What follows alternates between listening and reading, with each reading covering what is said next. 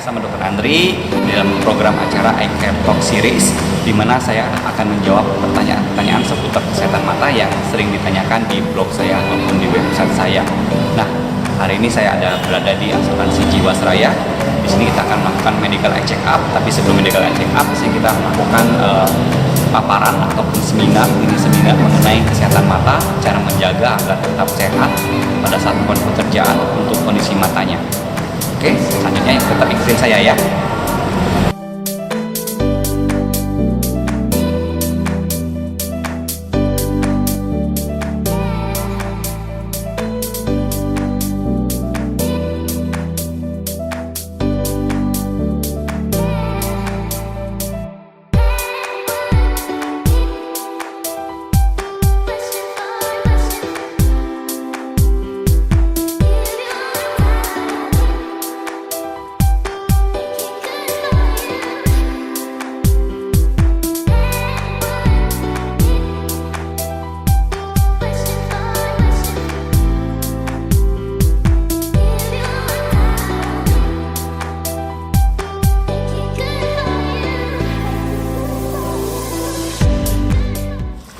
Salah satu pertanyaan yang paling sering ditanyakan adalah mengenai low vision, karena saya juga sebagai salah satu specialized in low vision pernah mengambil fellow American Academy di sana mengenai low vision.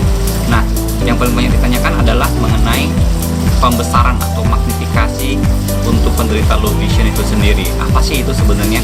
Tapi sebelum itu mungkin saya bisa menerangkan kondisi low vision itu seperti apa. Kondisi low vision adalah kondisi di mana penglihatan pasien atau individu itu di bawah subnormal.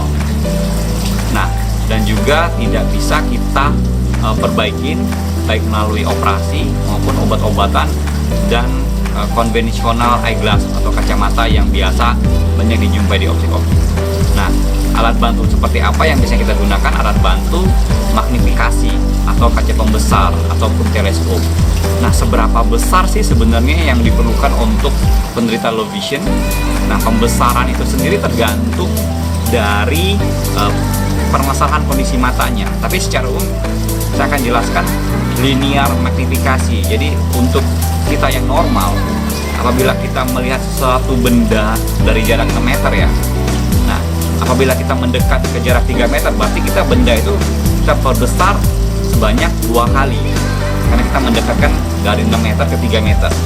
Jadi pembesarannya 2 kali. Sama seperti kalau kita membaca buku, font size-nya, misalnya kalau di komputer itu font size 24, kita besarkan menjadi 48, berarti kita melakukan pembesaran sebanyak 2 kali. Nah, itu sistem yang sama kita terapkan kepada penderita low vision.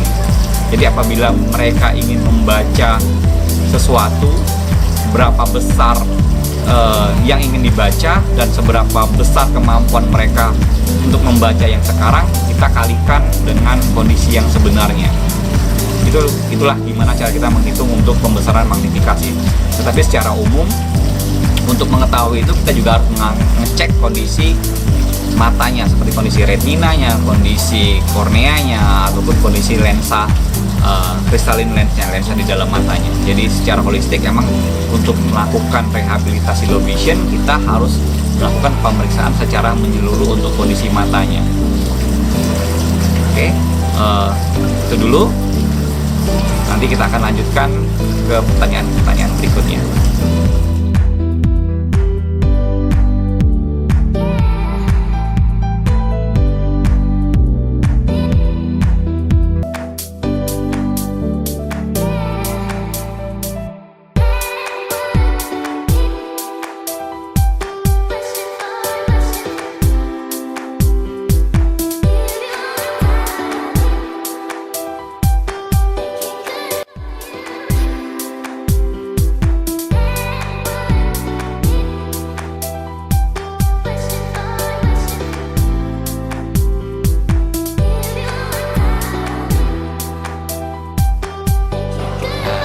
Question atau pertanyaan yang paling banyak saya temuin di website saya ataupun di blog saya adalah mengenai dry eye atau mata kering. Apa sih salah satu penyebab sering mengalami mata kering, mata perih ataupun sakit? Nah, penyebab dry eye itu sebenarnya multifaktorial. Tapi dengan zaman teknologi yang saat ini, yang paling banyak adalah karena aktivitas gadget ataupun digital device. Kita menatap komputer dalam jangka waktu yang lama, handphone juga, televisi juga, ditambah dengan lingkungan udara yang kering karena kita menggunakan AC setiap saat. Itu adalah salah satu yang menyebabkan mata kita mengalami kekeringan atau mengalami yang kita sebut dry eye. Nah, selain dari itu mungkin wanita hampir 80% ya lebih prone terhadap dry eye karena faktor dari hormon.